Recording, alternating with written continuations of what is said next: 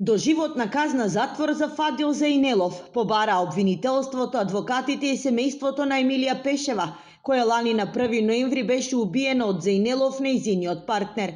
Скршени од тага со слика во рацете, родителите на убиената Емилија во судницата во Штип, каде што денеска почна судењето, немо со солзи во очите го слуша обвинението против 32 годишниот маж. Велат изрекувањето на доживотна казна е единствен начин да им се залечи болката по изгубената ќерка. Кога ќе стане ќерка ми од гробот, тога ја нека излегне од затвор. Спрема мене така да го суде судијата. Кога ќерка ми од гробот ќе стане, он со умисла ми го тепа девојчето. Он ја многу тепа, многу ја тепа и многу е пријавен. И кога требаше да додат на суд, он пак ја пречекуваше, пак ја тепаше. И ја плашеше и onda kaže, мамо, ја одам да му раскинам. Ја кажувам, не оди, да не се случи лошо. Викам, чекај ми, јас ќе дојдам, она отрча. Ко мајка почувствува лошо, тешко, дека нешто лошо ќе се случи. Во судницата Заинелов го призна делото и рече дека го сторил поради неверство. Изрази сочувство и се кае за стореното. Но за таткото на Емилија, тоа се само празни зборови, кои излегуваат од уста на убиец, кој сака само да му се умилкува на судот.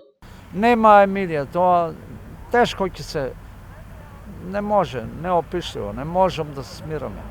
Тоа што се кае, не, тоа негови измислици.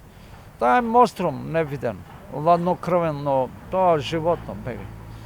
Тоа едно маче, едно куче денеска не можеш да го утепаш, во не е играчка, во е човек. Дете оставини, внук. Зашо? Сираче детенце да го оставиш. Според кажувањата на родителите, Заинелов ја искористувал со тоа што и ги земал парите од негата и детскиот додаток и ги трошел на комар.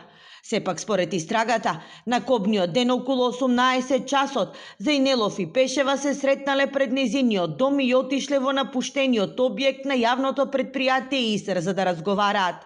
Набрзо разговорот преминал во расправија, пошто обвинетиот со тупаници физички ја нападнал.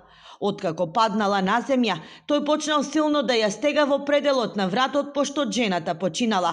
Кога се уверил дека не дава знаци на живот, го напуштил местото, а потоа сам се пријавил во полиција.